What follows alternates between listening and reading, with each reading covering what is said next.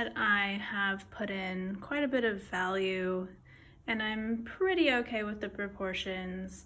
What I'm gonna work on is fine-tuning the details, getting little details like in the nose and around the eye to a place that feels good to me.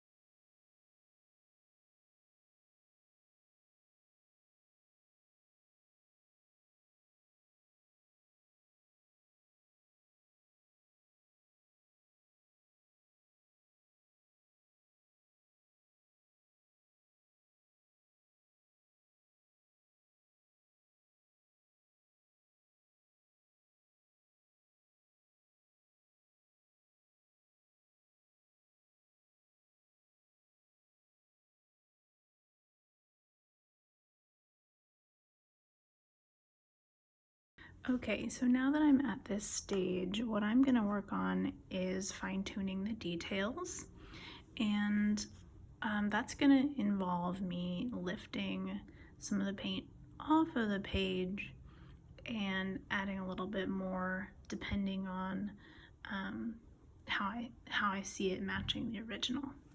So for the process of lifting, what you want to do is get your brush wet, but not sopping wet, and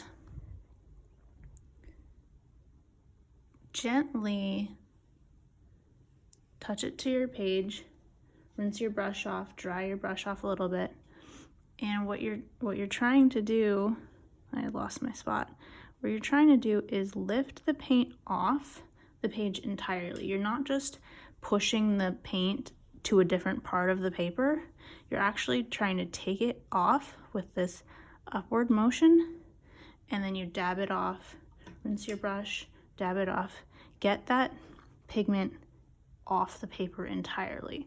Because the issue is that if you just push it over to the side, you're gonna get a clump of pigment at the edge of the area where you were lifting.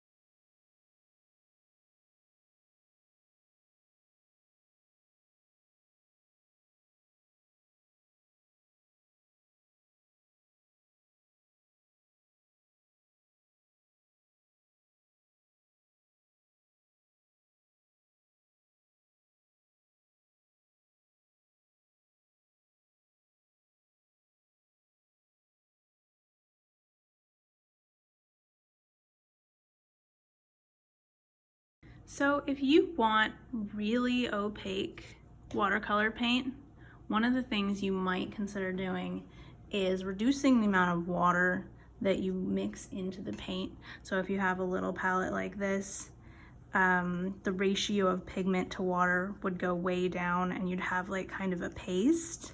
If you're using paint from a tube, it would just be almost straight paint from the tube but with a tiny bit of water to make it flow. And you have this sort of thicker material and you can almost dry brush it on to your painting, and that's going to give you the darkest value you're going to get. And I'm kind of using it here to cover up some of the water stains that are a little distracting, and I'm picking up a little bit of the texture of the paper, which is fine. That's just an aesthetic choice.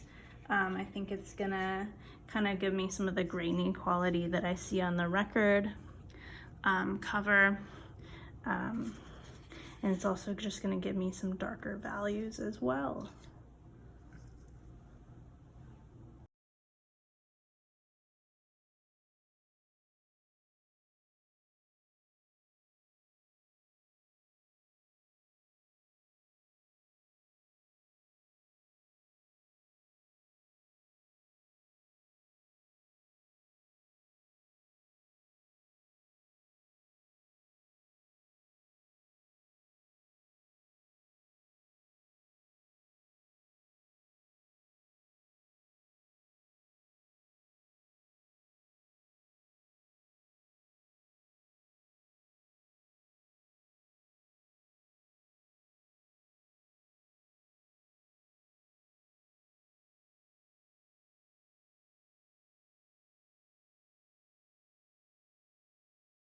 Okay, so a few things to think about as I'm wrapping this up.